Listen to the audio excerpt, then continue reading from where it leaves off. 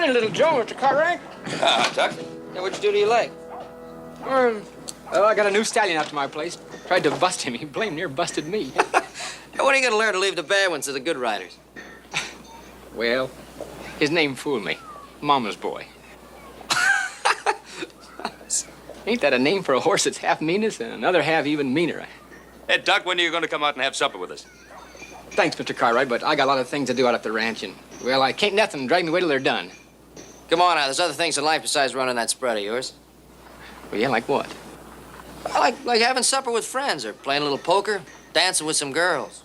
If you had a spread as big as Tuck's here, you wouldn't have any time for that dancing and poker playing. Tuck, come on out. You're always welcome out at the Ponderosa. Thank you.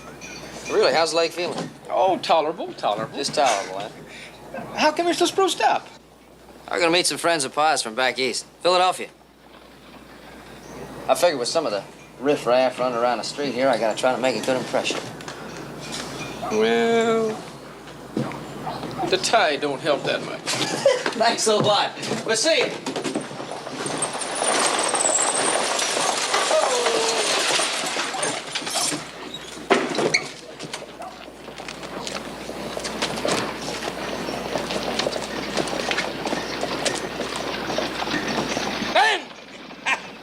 Ben Cartwright, you old... Son of a gun. How are you, Mart? Hey, you look wonderful. Feel wonderful. You look wonderful yourself. It's my youngest boy. Little Joe, it's Mr. Melviney. Mr. Melviney, a pleasure to meet you. I heard an awful lot about the old days from Bob. Lucy there. Lucy, this is Ben Cartwright and his son, Little Joe, my daughter, Lucinda. Well, Miss Lucinda, what a pleasure. Welcome to Virginia City and to the Ponderosa. It's my pleasure, man.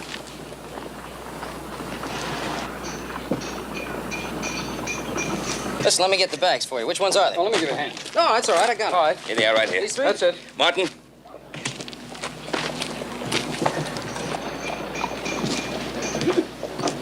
Martin, you know, I can't believe it's been that long since we've seen each other. Oh, it is, Ben. The gray in our hair should prove that. Sure does. Hey, you didn't tell me about her.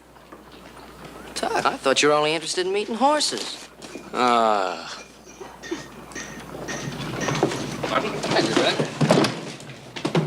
Oh, thank you, Little Joe. Right, didn't have too dusty a trip, did you? No, fine trip all the way. Mr. Cartwright, I'd like to accept that kind invitation of yours for supper tonight.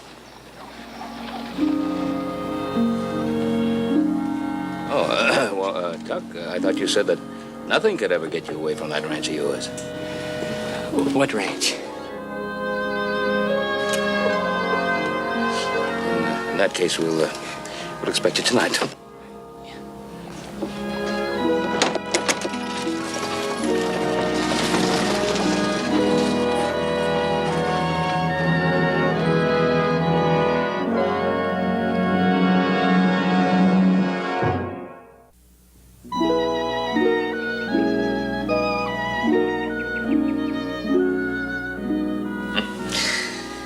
I remember you leaving St. Louis to go back east like it was yesterday.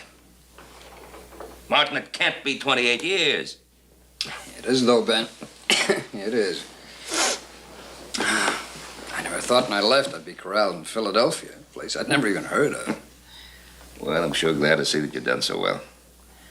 Yes, I've made some money. You know, the best thing that ever happened to me, though, was meeting Ada there and not having Lucy.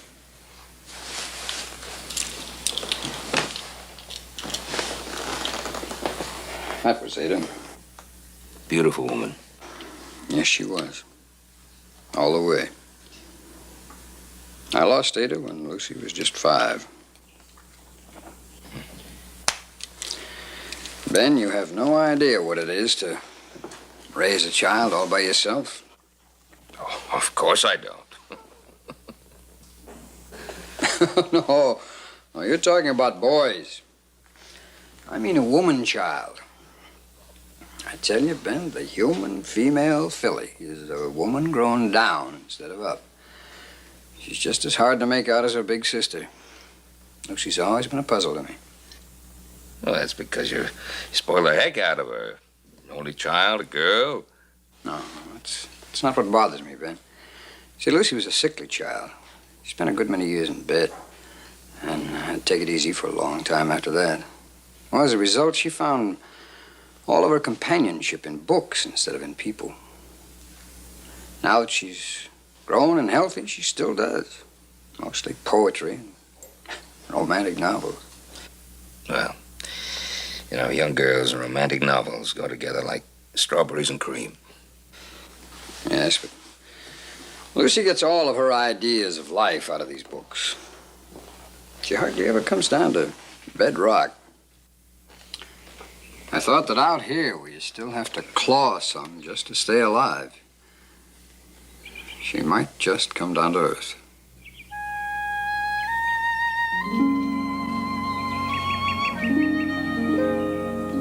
Then neither of you have read this latest book by Mr. Charles Dickens. No, not me. Well, I suppose it is understandable. Tale of Two Cities was only published this year. Probably hasn't reached the Virginia City bookstores yet. The bookstores? Yeah, the bookstores. Miss Lucinda, I'd sure admire to read it.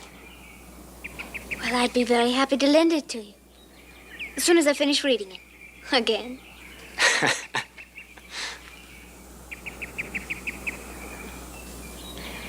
Oh, I'm especially fond of Sidney Carton. Friend of yours? Oh, you are silly. Well, he's a person in the book.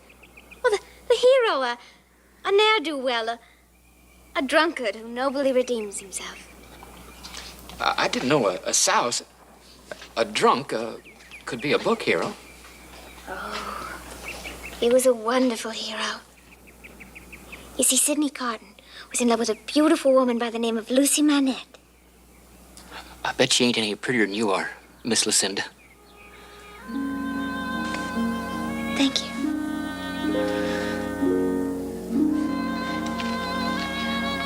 All my friends call me Lucy. I hope you both will. You just talked us into it. Tell us more about the other one.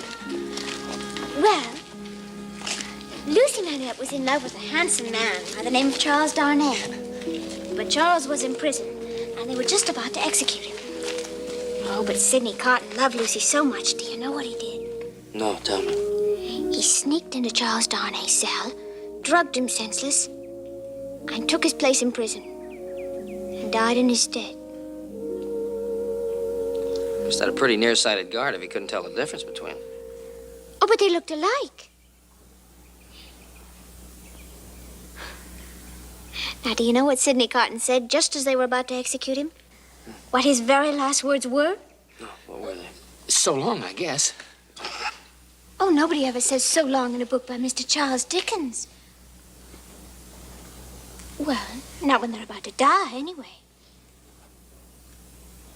No, what he said was, "It is a far, far better thing I do than anything I have ever done."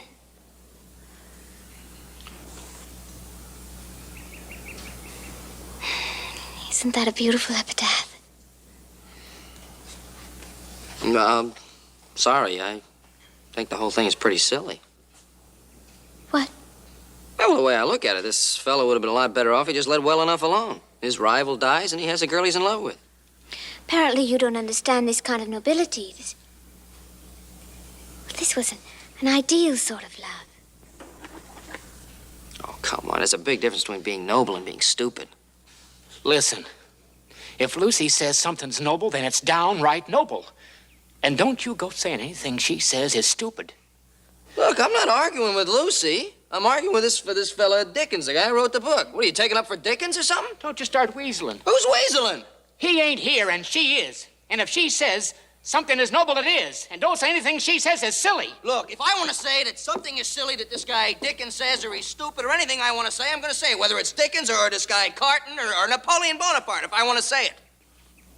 Joseph? Supper's ready.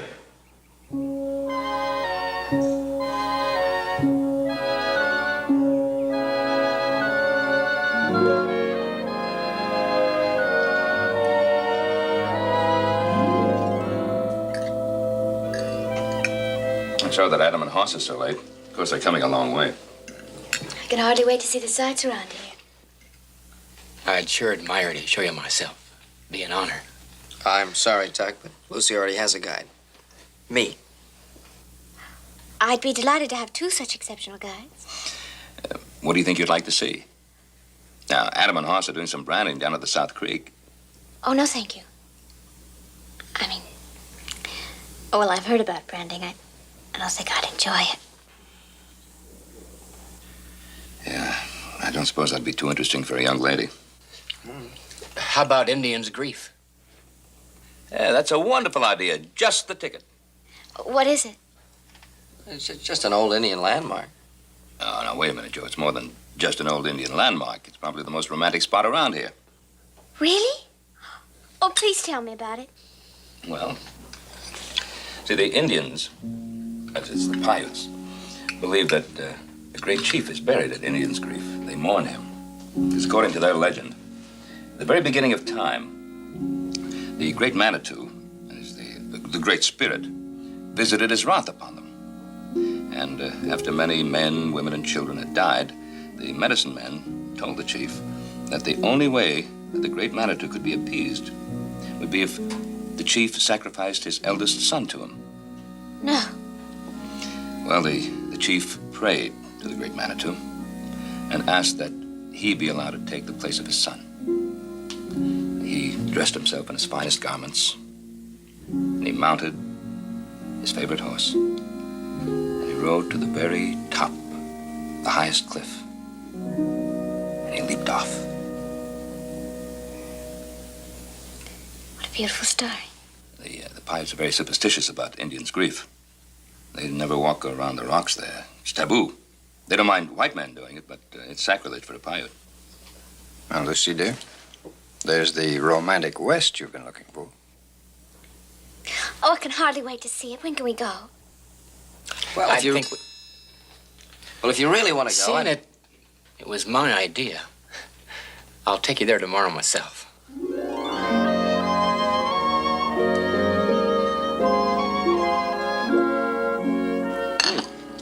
How about some more cake?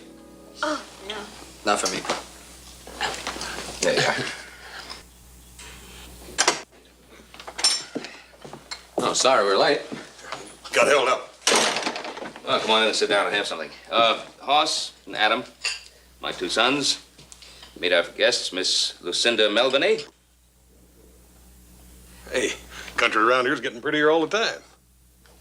And I'd like you to meet the father of the country, my old friend, Mr. Martin Melviney. Happy to meet you, sir. Hoss, Adam. Well, how's the branding coming along? Fine, boy. If that bunch of renegade Paiutes don't show up. You around here now? Well, sort of close by, it seems. A few days ago, they killed a couple of fellers and a woman over at Savage Station. Day before yesterday, they killed a man and a little 11-year-old boy out at the Smiths. Apparently they were all young bucks. One of the men at Smith's recognized the leader.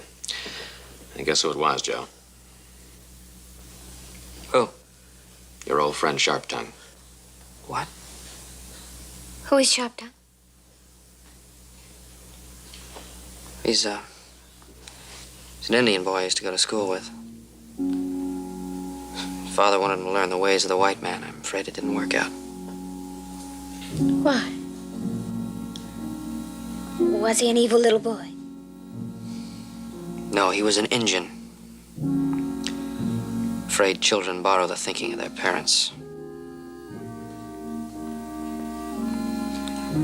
Made it worse, he was a proud Indian. Me, I admired him for it. He did more than that, miss. More than once, little Joe got beat up defending him. My little Joe. It's a terribly noble thing to do. Why? He was just my friend. I wish you'd had more friends. Those murders stem all the way back to that little schoolhouse, I'm afraid.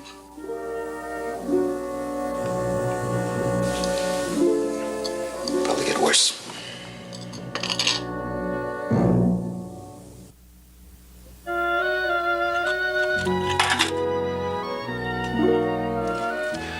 It's just not fair that You should take me to see Indian's Grief now. You promised days ago, and here you are, you're just backing down on your promise. Oh, I'm losing my patience with both of you. Lucy, you're gonna have to be patient a little bit longer. At least wise till those renegade Indians are out of this part of the country. It's not safe until then. We got time. You've been here less than a week. Really, you two, you're so silly. Afraid of a few frightened Indians. And James Fenimore Cooper's book, The Last of the Mohicans, why... Come on, Lucy, not another book writer. These are not storybook Indians. They're real and they're dangerous. They're not gonna set you up as some great white princess and worship you. No matter what you've read in books, because these Indians have not read the same books. You don't have to be angry with me. That's right. You ain't got no call to rear up and stomp on her like that.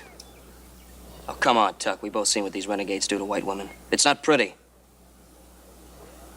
Now, we're not going until it's safe, and that's all there is to it.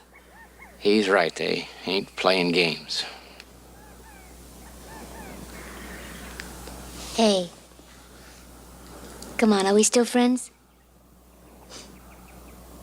Sure we are. I guess I did jump on you a little quick. I'm sorry. Ready to go? Yeah.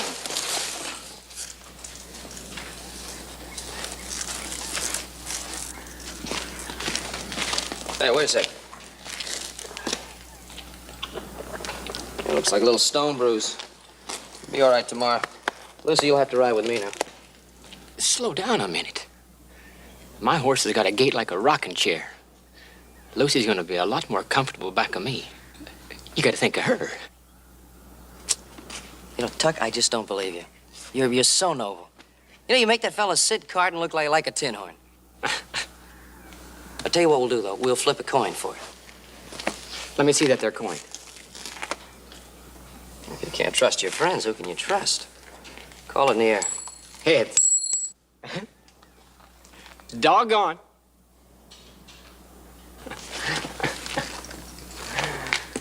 Little Joe, you just hang on to that there lucky coin. Tuck. That's the lame horse.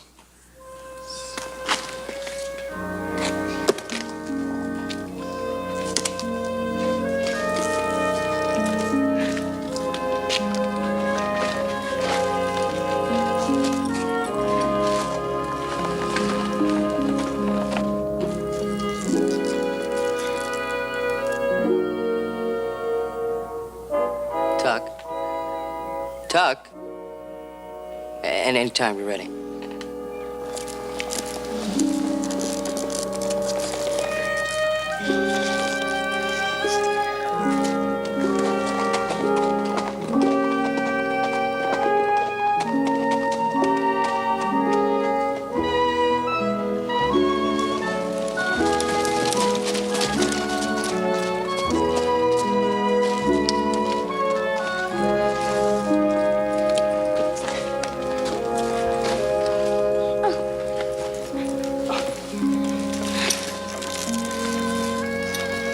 Thank you, Tuck. Thank you. Well,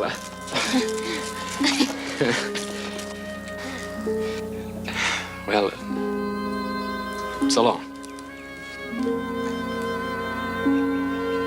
So long, little Joe. See you, Tuck. See you tomorrow, Lucy. Bye, Tuck.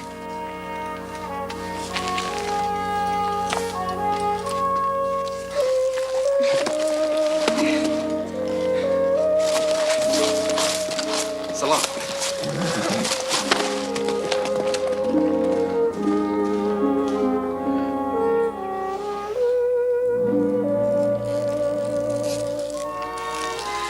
You really think you're being fair to Tuck? Fair? Yeah.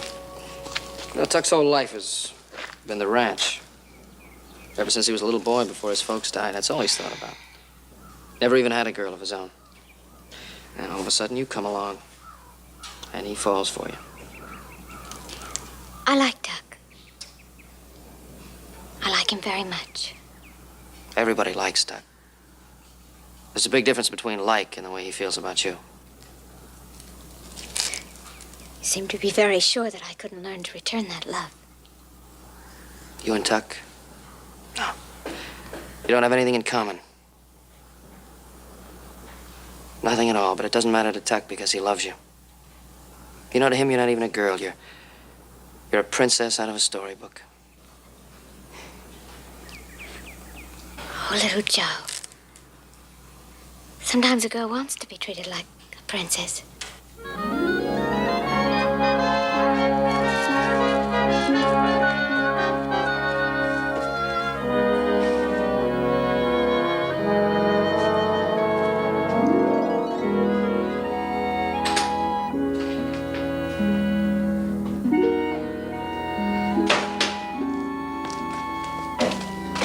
Dear, why don't you come along with us? We're going out to Timberwolf Mine. We sure wish you would. We haven't seen near enough of you. Now I understand you'll be leaving for home in a couple of days. Going home? I'm sorry, dear. I meant to tell you. We're going to have to leave sooner than we planned. Timberwolf people are insisting that I go back east immediately to organize a mining syndicate.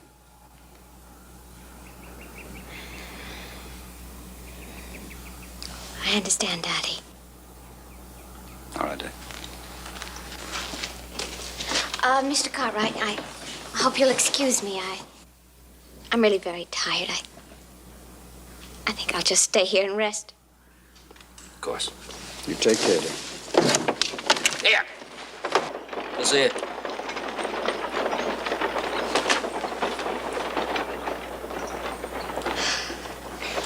Well, we're gonna miss you.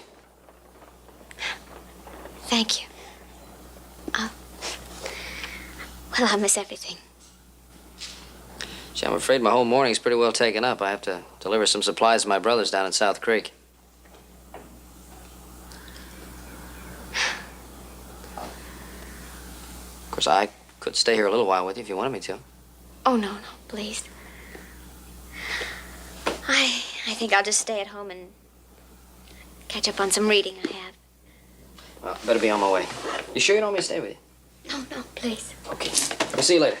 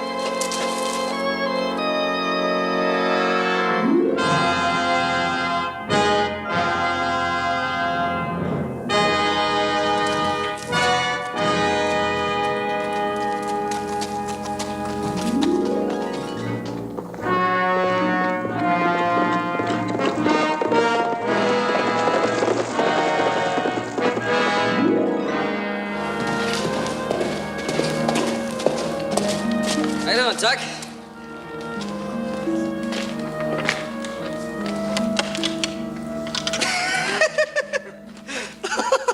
Oh, no, don't tell me.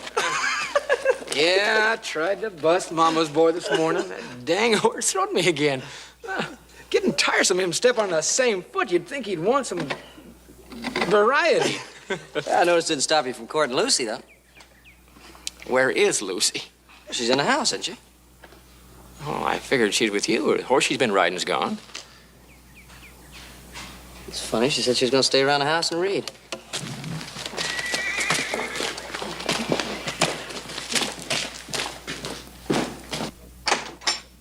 Yeah, one of the hands must have taken her horse. She's probably upstairs reading one of her romantic stories in some kind of a trance. Hey, Lucy!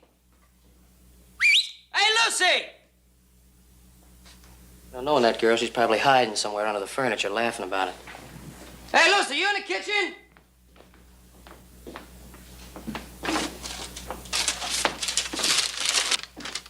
What is it? It's a note from Lucy. When I learned we were going home in a couple of days, I just couldn't leave without seeing Indian's grief. Don't worry. After the way we warned her. Well, we'll just go fetch her. She's probably sitting up there in that rock by herself. Yeah, if the pirate renegades don't find her first. I'll get the horses. I'll leave a note for Pa. Tell him where we're going.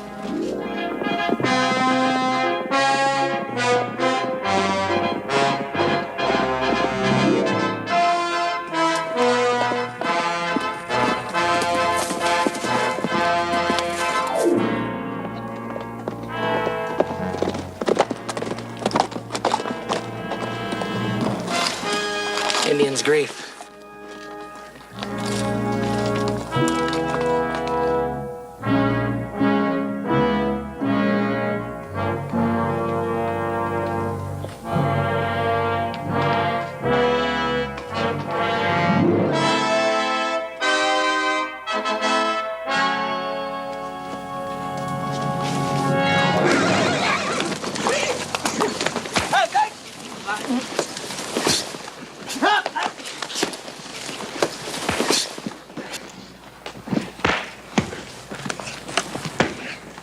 Tokene, go!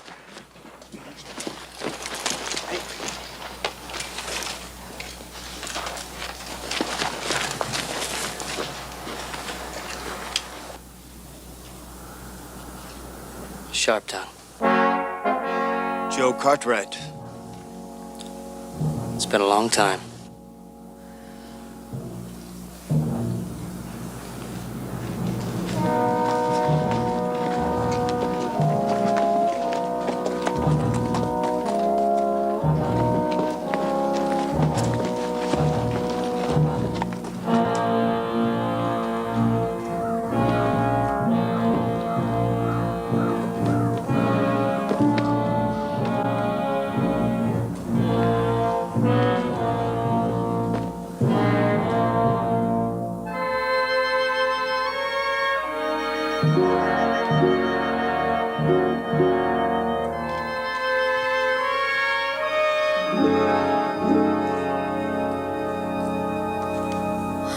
Oh, Tuck! Little Joe! Oh, Let her be! Let her be!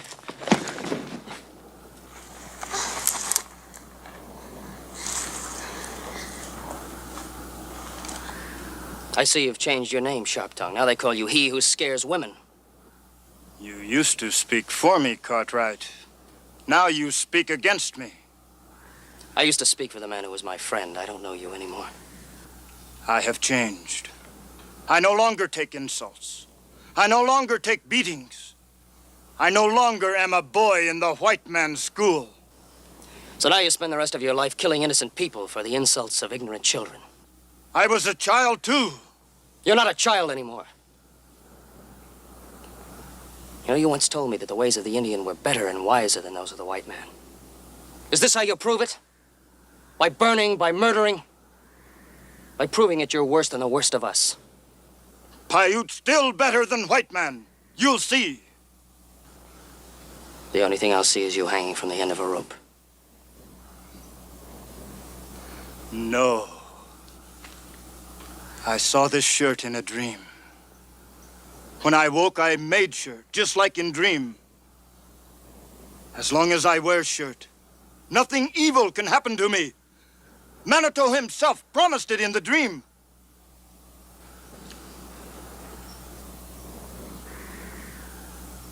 Because you were once my friend, now I do more for you, Cartwright, than white man would if he were on the warpath and had Paiute as prisoner. You are free. Go.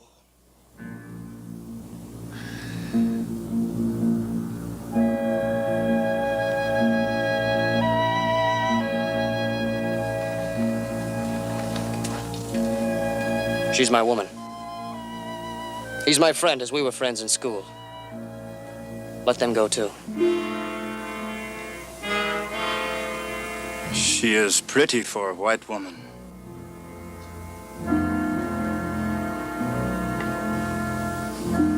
But too small for work.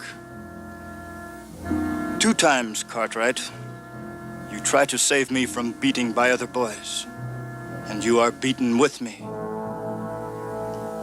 I show you I am better than white man. For those 2 beatings, I give you 2 lives. Yours and one other. Choose.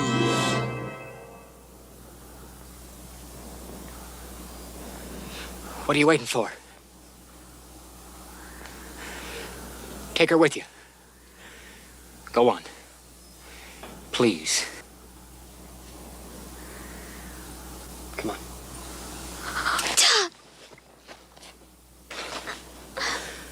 Go away with him, Lucy. Please. I'll be all right. Go quickly, Cartwright, and do not come back. The next time we meet, remember, I will owe you nothing.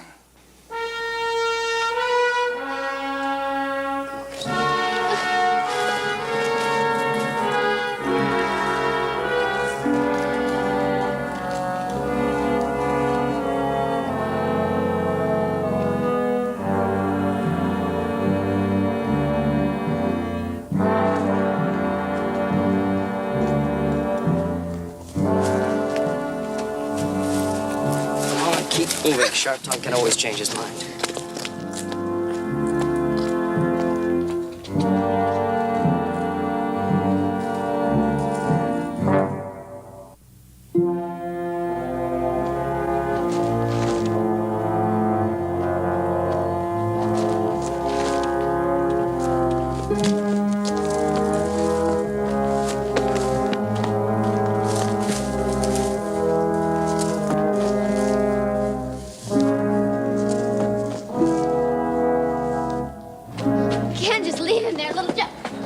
Be quiet.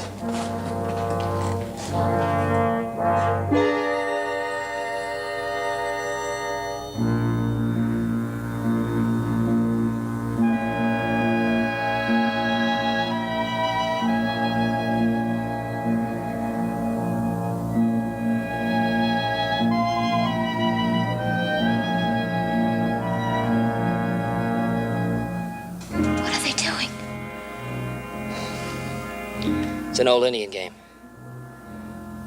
He gets a head start, length of a bow shot.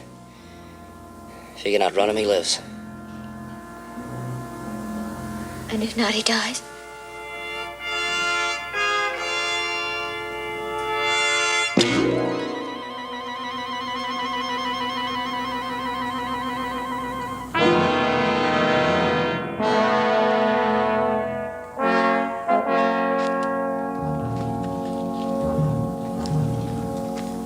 Kawina!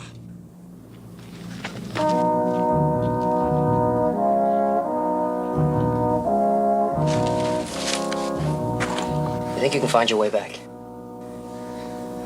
All right, then get going. He can't die now. I love him, little Joe. I love him. Lucy, listen to me. If you love him, then do what I say. I left a note for Pa. He knows where we are. You'll probably meet him on the way back. Tell him what's happening and tell him to hurry. Now go on.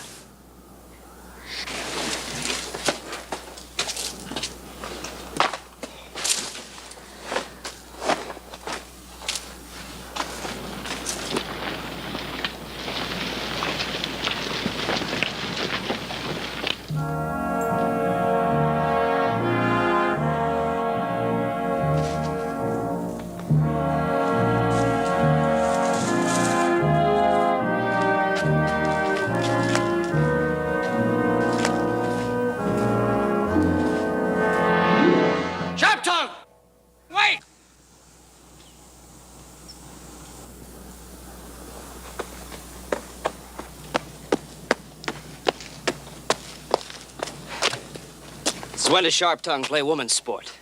I told you the next time we meet, I would kill you. This is woman's sport. My friend's leg is hurt. He can't run. If you want sport worthy of a warrior, let me take his place. Let him go free. And try to kill me if you can. I could always outfight you and outrun you. I still can. You know the game. You will have no weapon. I know the game. If you get away alive, he lives. But if you don't, he dies too. Go, Cartwright.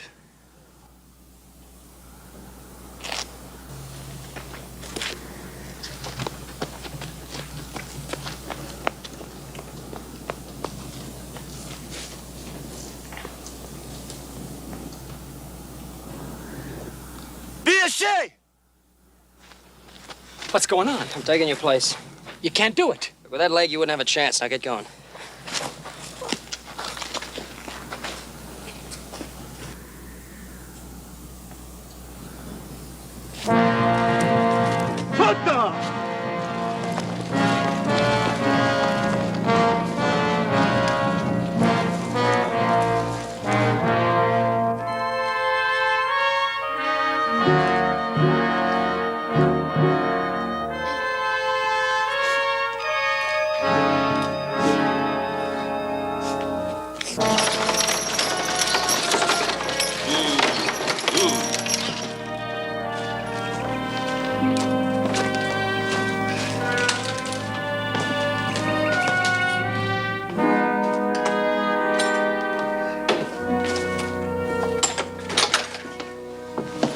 Ben, I'm gonna see if Lucy's in her room.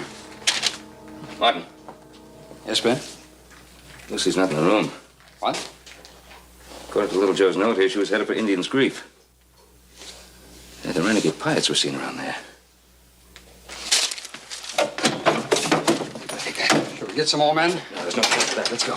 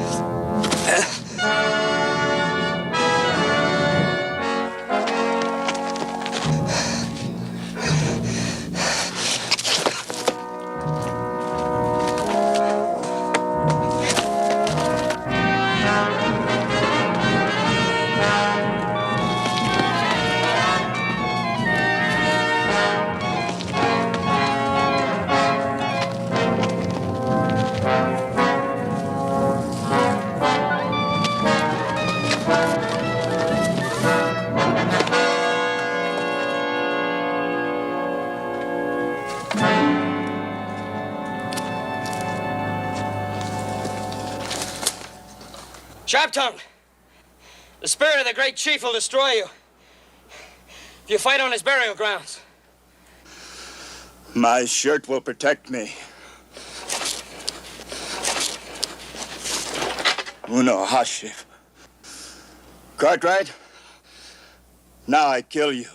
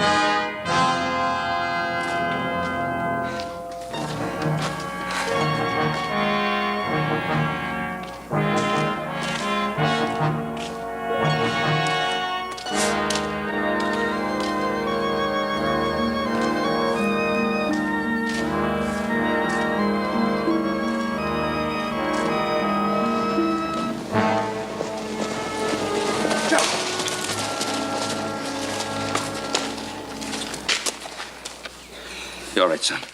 You all right? Yeah, Pa, I'm fine. Yeah, I had to kill Sharptongue. Rest of his braves rode off towards the reservation. No, without Sharptongue. They have no leader, no purpose. Let's go home. Little Joe, thank you, son. Thank you very much. Me too. Little Joe. I'm sorry that my foolish romantic curiosity almost got you killed. But you were as noble as Sidney Carton.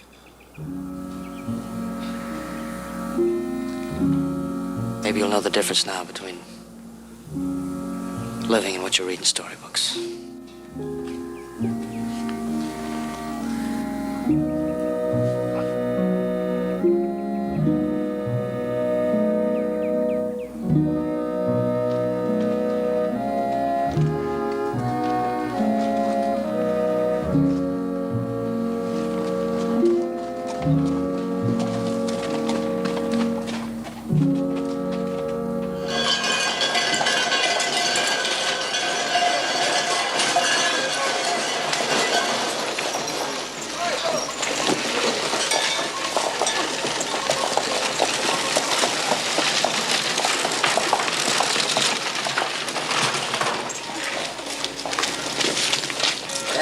Wait, not so fast. Doesn't the best man get a kiss from the bride?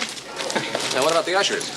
Hey, you got your kiss back at the wedding. Wait a minute. When you got a whole gold mine, you ain't gonna be chinchy over a couple of little nuggets, are you? Yeah. Take your nuggets and make them small. Look. Good luck. Thank you, Little Joe. Little Joe, I've learned my lesson. Oh, I'm gonna be a good wife to him. I'm gonna cook for him. I'm gonna be practical. I'm gonna even learn to sew and make my own clothes. I know you will. All right, little Joe. Our turn now. Little Joe, I'd admire having a word with you. For sure, bridegroom. Excuse me, hon. What's up? I just want you to know, I especially appreciate your saving me. Oh, come on, forget it. Count of you being in love with Lucy yourself. What? I realize you didn't want to own up to it out there at Indian's Grief, but I know the truth. And I know it took a lot to save the life of a fella who was in love with your best girl. Who did that? Don't listen. You did exactly what that Carton hombre did in that there book of Lucy's. Are you out of your head? I didn't... Don't you fret. I ain't gonna tell anybody, especially Lucy. Doug, come on. Hey, Tuck, that stage is ready. Thank you, Mr. Cartwright. Tuck, my very best wishes. Thank you. I don't. Pop? Take good care of her, Tuck. I will. Watch your head.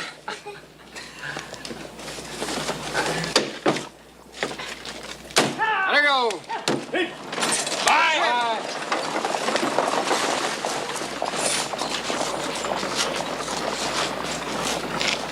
What's the matter, General? What's the matter? Pa, I just can't believe it. She's starting to think like him, and he's starting to think like her.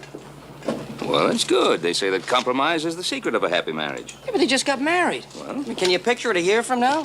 He'll be sitting there reading Dickens, and she'll be busting horses.